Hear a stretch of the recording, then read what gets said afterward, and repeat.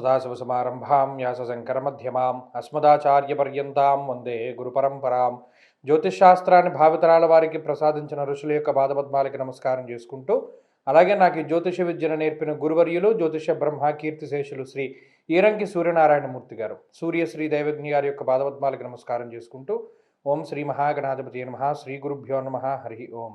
వీక్షకులందరికీ నమస్కారం. వృషభ రాశి వారికి ఈ వారం సాధారణమైనటువంటి గ్రహస్థితి గోచరిస్తూ ఉన్నది. ఈ రాశి వారికి 12వ స్థానమందు రాశ్యాధిపతి శుక్రుని యొక్క సంచారం జరుగుతూ ఉండడం వల్ల శుభమూలకమైనటువంటి ధన వ్యయానికి అవకాశం ఉంటుంది.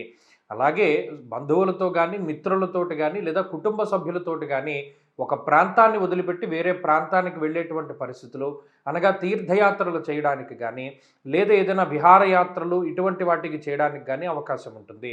పుణ్యక్షేత్ర సందర్శనానికి అవకాశం ఉంటుంది. పుణ్యనది స్నానానికి లేదా తీర్థ స్నానానికి అవకాశాన్ని ఈ వారంలో వృషభ రాశి వారు పొందుతూ ఉంటారు. అలాగే ఈ రాశి వారికి లాభస్థానమున శనేశ్వరుడు రవిగ్రహం యొక్క సంచారం కారణం చేత కుల వ్యవహారాల్లో చాలా చక్కగా ముందుకు వెళ్ళగలుగుతారు. అంటే కులాచారాలను పాటించగలుగుతారు. పెద్దలు చెప్పినటువంటి విషయాలను చక్కగా పూర్తి చేయగలుగుతారు. ఉన్నత స్థాయి రంగం ప్రజల తాలూకు, అంటే మీ పై అధికారులో లేదా మీ పైన ఉండేటువంటి అన్నదమ్ములో, అక్క చెల్లెళ్ళో, లేదా మీ పెద్దలో ఎవరో ఒకళ్ళ తాలూకు అండదండలు మీకు లభిస్తూ ఉంటాయి. అలాగే సమాజంలో ఉన్నటువంటి పెద్ద పెద్ద వ్యక్తులు లేదా సంస్థల తాలూకు అండదండలు లభించడానికి అవకాశం ఉంటుంది. అనగా మీరు వెళ్ళేటువంటి మార్గంలో చక్కగా మీకు మార్గం సుగమమవుతూ ముందుకు వెళుతూ ఉంటారు. అలాగే ఆపద్ధర్మంగా కొన్ని అప్పులు చేయవలసి వచ్చినప్పటికీ వాటిని త్వరలోనే తీర్చుకోవడానికి ఈ గ్రహస్థితి అవకాశాన్ని కల్పిస్తూ ఉంటుంది.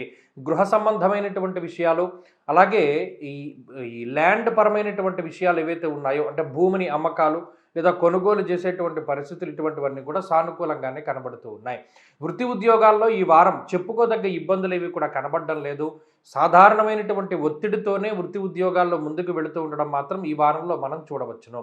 దశమ కేంద్రమందు కుజ రాహువుల యొక్క సంచారం వల్ల వృత్తిపరమైనటువంటి ఎదుగుదలకి ప్రయత్నం చేసేటువంటి వృషభ రాశి వారికి కొంత కాలం అనేటువంటిది కాలాతీతం అవుతూ ఉంటుంది.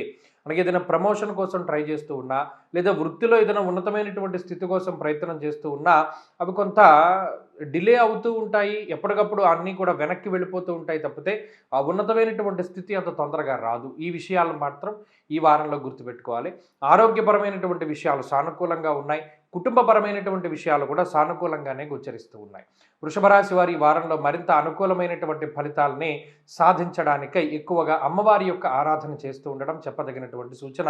ఈ వారంలో కలిసి వచ్చేటువంటి రోజు గురువారంగా చెప్పవచ్చును. అదృష్ట సంఖ్య 2, అదృష్ట వర్ణము పసుపు. తదుపరి మిథున రాశి.